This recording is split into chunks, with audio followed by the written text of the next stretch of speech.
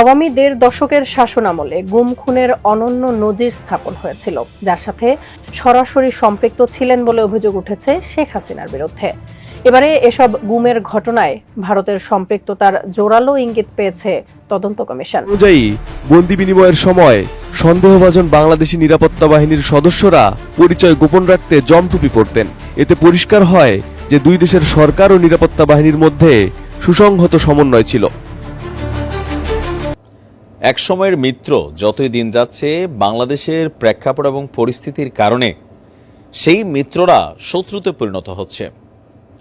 আওয়ামী লীগ সরকারের যারা নেতাকর্মী আছেন বা সাবেক পলাতক প্রধানমন্ত্রী শেখ হাসিনা আছেন, তো তিনার জন্য একটা নিশ্ছিদ্র নিরাপত্তা দুর্গ হচ্ছে ভারত। আসসালামু আলাইকুম রহমতুল্লাহ। সবাই কেমন আছেন? আশা করি সবাই অনেক অনেক ভালো এবং সুস্থ আছেন। সবাইকে স্বাগতম জানাচ্ছি আমাদের আরো একটা নতুন ভিডিওতে। প্রতিদিনের মতো আমি আপনাদের সিরিয়াত ফারুকি। দর্শক, আজকের ভিডিও টাইটেল এবং থাম্বনেল দেখে ইতিমধ্যে বুঝতে পেরেছেন আজকে কি বিষয়টা নিয়ে কথা বলবো। আজকে যে বিষয়টা নিয়ে কথা বলবো খুবই গুরুত্বপূর্ণ একটা বিষয়। ইতিমধ্যে আপনারা ভিডিওর শুরুতে কিছু অংশ বিশেষ দেখতে পেয়েছেন। আমরা একটু পরে ভিডিওর বাকি অংশগুলো দেখবো। তার আগে আপনাকে ছোট্ট একটু অনুরোধ জানিয়ে রাখতে চাই, সেটা হচ্ছে আমাদের চ্যানেলটিতে নতুন থাকলে চ্যানেল সাবস্ক্রাইব করে সাথে থাকবেন। তো দর্শক, ভিডিওটি যাতে বেশি বড় না করতে হয় সেই জন্য আমি আপনাদেরকে মূল আলোচনায় নিয়ে যাচ্ছি। তার আগে অনুরোধ করবো সবাইকে ধৈর্য সহকারে ভিডিওটি শেষ পর্যন্ত দেখে আশা করি আপনার ব্যক্তিগত মতামত কমেন্টে জানাবেন। আর বেশি কথা বলছেন, আমরা ভিডিওগুলো একটু বিস্তারিত দেখে আসবো। আওয়ামী ১.৫ দশকের শাসনামলে গুম খুনের অনন্য নজির স্থাপন হয়েছিল, যার সাথে সরাসরি সম্পৃক্ত ছিলেন বলে অভিযোগ উঠেছে শেখ হাসিনার বিরুদ্ধে। এবারে এসব গুমের ঘটনায় ভারতের সম্পৃক্ততার জোরালো ইঙ্গিত পেয়েছে তদন্ত কমিশন। দুই দেশের সরকার এবং সংশ্লিষ্ট নিরাপত্তা বাহিনীর মধ্যে উচ্চ পর্যায়ের সমন্বয়ের মাধ্যমেই এসব ঘটনা সংঘটিত হয়েছিল বলে তদন্ত প্রতিবেদনে উঠে এসেছে। আরো বিস্তারিত জানাচ্ছেন আরিফ হাসান। বৈষম্য বিরোধী আন্দোলনের মধ্য দিয়ে অবসান ঘটেছে 15 বছরের আওয়ামী স্বৈরশাসনের। এই 15 বছরে ক্ষমতায় বসে শেখ হাসিনা গুম খুনের অনন্য নজির স্থাপন করেছেন। বিরোধী মত বা বিরোধী দলের যে কাউকে শক্ত হাতে দমন করতেন তিনি। সম্প্রতি তদন্ত কমিশন তাদের গুম সংক্রান্ত প্রতিবেদন প্রকাশ করেছে, যেখানে প্রতিবেদনে জানিয়েছে বাংলাদেশে গুমের ঘটনায় ভারতের সম্পৃক্ততার জোরালো ইঙ্গিত পাওয়া গেছে। দুই দেশের সরকার এবং সংশ্লিষ্ট নিরাপত্তা বাহিনীর মধ্যে উচ্চ পর্যায়ের সমন্বয়ের মাধ্যমে এসব ঘটনা সংঘটিত হয়েছে বলে উল্লেখ করেছে কমিশন। প্রতিবেদনে উল্লেখ করা হয়েছে, আইন শৃঙ্খলা রক্ষাকারী বাহিনীর একটি অংশের ধারণা কিছু গুম হওয়া ব্যক্তি এখনো ভারতে বন্দী থাকতে পারে। কমিশন এই বিষয়ে বাংলাদেশের পররাষ্ট্র ও স্বরাষ্ট্র মন্ত্রণালয়কে সাধ্যমতো পদক্ষেপ নেওয়ার সুপারিশ করেছে। তবে কমিশন জানিয়েছে বাংলাদেশের সীমানার বাইরে তদন্ত করা তাদের এখতিয়ার বহির্ভূত।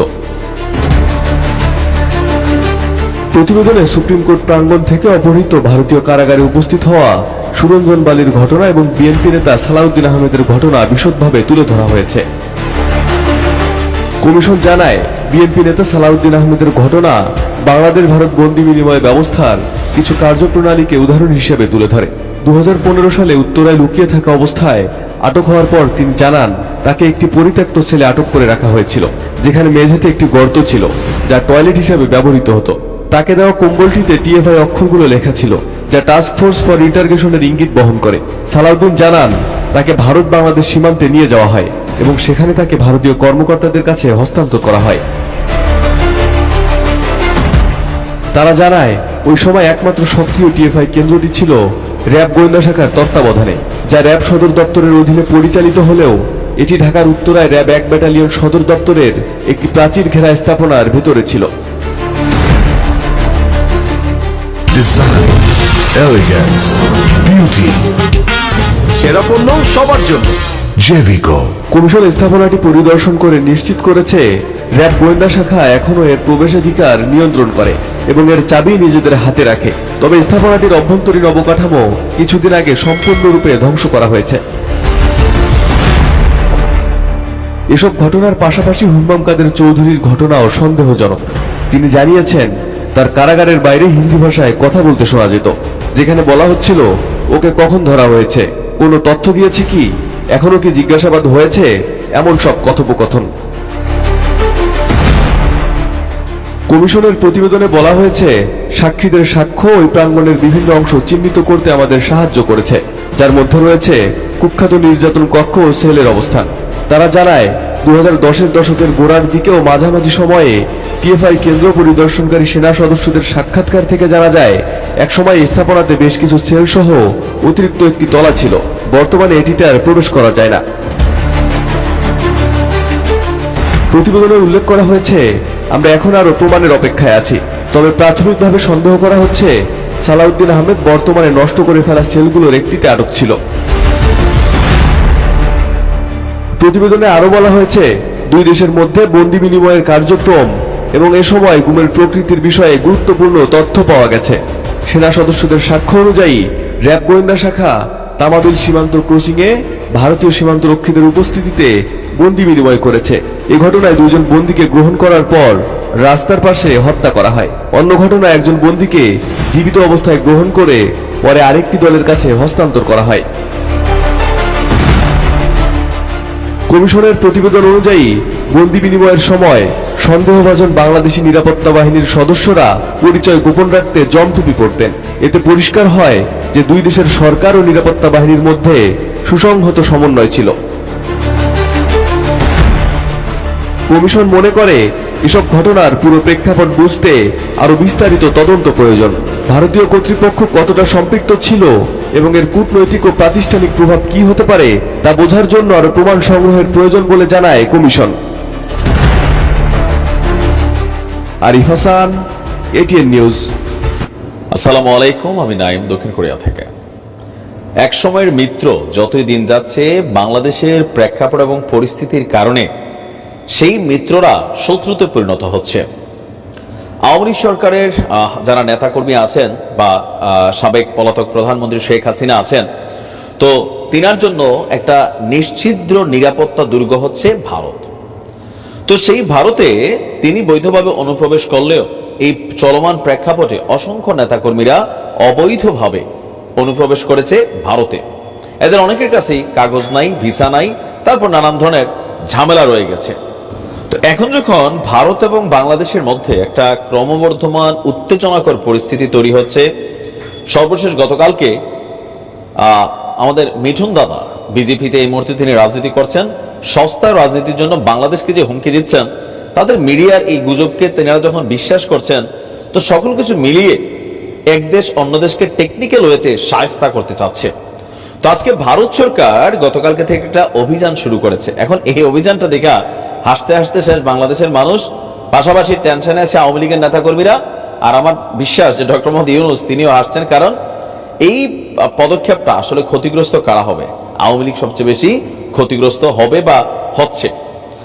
গতকালকে আমরা দেখছি যে আমরা যদি দেখি একটু, ভারতের রাজধানী দিল্লি, সেই দিল্লিতে একটা বিশেষ অভিযান শুরু করেছে দিল্লি পুলিশ। তাদের অভিযানের মোটিভ হচ্ছে অবৈধ বাংলাদেশি অভিবাসীদের শনাক্ত এবং আটক কার্যক্রম। অবৈধ বাংলাদেশি, তো এই মুহূর্তে ভারতে আমরা যারা প্রতিনিয়ত গমন করি 98% মানুষই বৈধ, 2% যারা হয়তো চোরা কারবারি অথবা বিভিন্ন সময় সীমান্তবর্তী এলাকা দিয়ে প্রবেশ করেন, বের হন, এটা হতে পারে। কিন্তু ভারতে কন্টিনিউ টানা অবৈধভাবে বসবাস করছেন এই মুহূর্তে এই সংখ্যাটা আওয়ামী লীগের নেতাকর্মীদের বেশি। পুলিশের দাবি, আউটার দিল্লি অঞ্চলের এক বিশেষ অভিযানে 175 জন সন্দেহভাজন বাংলাদেশিকে সাম্প্রতিক সময়ে চিহ্নিত করা হয়েছে। ভারতের পুলিশের বরাতে ভারতীয় বার্তা সংস্থা পিটিআই এই তথ্য দিয়ে বলছে যে 21 ডিসেম্বর 12 ঘন্টার একটা বিশেষ অভিযান পরিচালনা করেছে দিল্লি পুলিশ। পুলিশের বক্তব্য কি, যে বৈধ কাগজপত্র ছাড়াই বসবাসকারী ব্যক্তিদের চিহ্নিত করার জন্য ঘরে ঘরে তল্লাশি চালানো হয়েছে। স্থানীয় সরকার সচিবালয়ের নির্দেশে এই মাসের 11 ডিসেম্বর থেকে এই অভিযানটি জোরদার করার কথা থাকলেও তা এখন খুব বেশি বড় আকারে জোরদার হয়েছে। পুলিশের ডেপুটি কমিশনার রবি কুমার সিং এর বক্তব্য, চলমান অভিযানে 1000-এরও বেশি বাংলাদেশি ব্যক্তিকে শনাক্ত করা হয়েছে। কালিন্দি কুঞ্জ এবং হযরত নিজামউদ্দিন এলাকা থেকে সন্দেহভাজন 2 ব্যক্তিকে আটক করা হয়েছে। তাদের একজন বাংলাদেশের সিলেটের আব্দুল আহাদ এবং অন্যজন ঢাকার মোহাম্মদ আজিজুল, তবে তাদের রাজনৈতিক পরিচয় এখানে সামনে আসেনি। পুলিশ বলছে যে অবৈধ অভিবাসীদের সংখ্যা হঠাৎ বেড়ে যাওয়ায় আউটার ডিস্ট্রিক্ট পুলিশের আওতাধীন বিভিন্ন এলাকায় ঘরে ঘরে যৌথ তল্লাশি চালানো হচ্ছে। সন্দেহভাজন অভিবাসীদের তথ্য সংগ্রহের জন্য ঘরে ঘরে পুলিশ আপনার যাচ্ছে, আর এদেরকে আটক করার পর এদেরকে আটক করার জন্য মহারাষ্ট্র সরকার ইতিমধ্যে মুম্বাইয়ে উন্নত ডিটেনশন সেন্টার নির্মাণের উদ্যোগ নিয়েছেন এবং কারাগারে না রেখে এসব অভিবাসীদের ডিটেনশন ক্যাম্পে রাখা হবে এবং পরবর্তী সময় তাদেরকে দেশে ফেরত পাঠানোর কাজ চালানো হবে। ভারতে গিয়ে অবৈধ হইতে পারে বাংলাদেশের মানুষের মধ্যে, আপনি নর্মাল যদি চিন্তা করি ভারতের ইকোনমি বাংলাদেশের চেয়ে শক্তিশালী, তবে আমজনতার ইকোনমি কি শক্তিশালী নাকি আম্বানির মতন লোকদের, আদানির মতন লোকদের? বাংলাদেশের একজন মানুষ মাথা পিছু মোটামুটি যেভাবে খাইয়া পড়ে বাইচা আছে, ভারতের মানে মানুষ ওই লেভেলে বাইচা নেই। এটা হচ্ছে বাস্তবতা। যাদের কাছে পয়সা আছে ভাই বিলিয়ন্স, বিশ্বকে তারা লিড করতেছেন, কিন্তু ইন জেনারেল যারা আছেন, তো ভারতে বাংলাদেশের মানুষ পলায় গিয়ে কি করবে? ওই যে বললাম না 2% যারা হয়তো চোরা কারবারি বা বিভিন্ন উদ্দেশ্যে ঢুকেন এরা, কিন্তু বছরের পর বছর একটা শিক্ষিত বা একজন কি বলা হচ্ছে মেধাবী ব্যক্তিত্ব বা নর্মাল গায়ে গতরে খাটতে পারে এমন ব্যক্তিত্ব ভারতে গিয়ে কাজ করবে না। সো এই মুহূর্তে যাদেরকে পাওয়া হচ্ছে বা যারা এখানে আছেন, এই উপস্থিতির 70 to 80% হচ্ছেন বাংলাদেশ আওয়ামী লীগ, যুবলীগ, ছাত্রলীগের বিভিন্ন নেতাকর্মীরা। তো আমাদের দেশের উচিত এই দেশে অসংখ্য ভারতীয় অবৈধ বসবাস করছে, তাদের বিরুদ্ধে একটা অভিযান চালানো দরকার। তারা যেহেতু শুরু করছে তা আমরাও শুরু করি, খারাপ কি নাকি বলেন? মন্তব্য জানান কমেন্টে। আসসালামু আলাইকুম।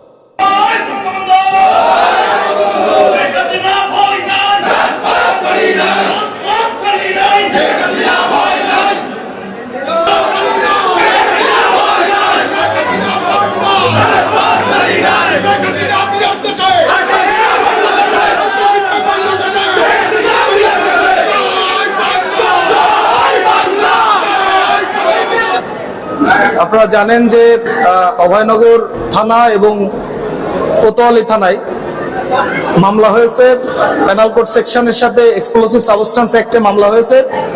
এই মামলায় আজকে যারা আমরা সারেন্ডার করেছি, অভয়নগরে 236-এ 44 জন এবং 237-এ আমরা সারেন্ডার করেছি 87 জন। মোট হচ্ছে ওখানে আমরা সারেন্ডার করেছি। আর আমাদের যশোরে একটি মামলা GR 960, এই GR 960-এ আমরা আজকে সারেন্ডার করেছি 22 জনকে। এই তিনটি মামলাই একই নেচারের মামলা তিনটিতে দেখা যায় যে হচ্ছে পেনাল কোড সেকশনের সাথে বিস্ফোরক আইনের যে মামলা দিয়েছে। আপনারা জানেন 2018 সালে ঘটনা উল্লেখে মামলা হয়েছে। 2018 সালে ঘটনা উল্লেখে যে মামলা হয়েছে সেই মামলায় কোনো জব্দ তালিকা নাই, সিজার লিস্ট নাই। এভিডেন্স অ্যাক্টের 80 মতে প্রাসঙ্গিক দলিল হিসেবে মামলা সবচেয়ে গুরুত্বপূর্ণ সেটি হচ্ছে যে জব্দ তালিকা। একটি এক্সপ্লোসিভ সাবস্টেন্স অ্যাক্ট, বিস্ফোরক উপাদানাবলী আইনে মামলায় যদি মামলা রেকর্ড করতে হয় তাহলে অবশ্যই সেই মামলায় জব্দ তালিকা থাকতে হবে। পুলিশ যে মামলা করেছে সেই মামলায় রেকর্ড হয়েছে, সেই মামলায় কোনো জব্দ তালিকা নাই। তৎপরবর্তীতে যে মামলাগুলো হয়েছে প্রত্যেকটি মামলায় দেখা যায় পেনাল কোড সেকশনে মামলা আছে, সেই মামলায় 323 বা 324-25-এর মতো ধারার উল্লেখ আছে, কিন্তু সেখানে কোনো মেডিকেল সার্টিফিকেট নাই। তো দীর্ঘ 5 বছর 6 বছর পরে এসে একটি মামলার ঘটনা উল্লেখে মামলা হয়েছে, যে মামলাগুলোই দেখা যায় যে মিথ্যা ভিত্তিহীন। আমরা এই মামলায় আমরা সারেন্ডার করেছি, যেহেতু বিস্ফোরক উপাদানাবলী আইন থাকার কারণে মামলায় আমাদেরকে জামিন প্রদান করে নাই বিজ্ঞ judicial magistrate, senior judicial magistrate. আমরা এই মামলায় জজ কোর্টে যাব, আমরা আশা করি, প্রত্যাশা করি ন্যায় বিচার পাবো।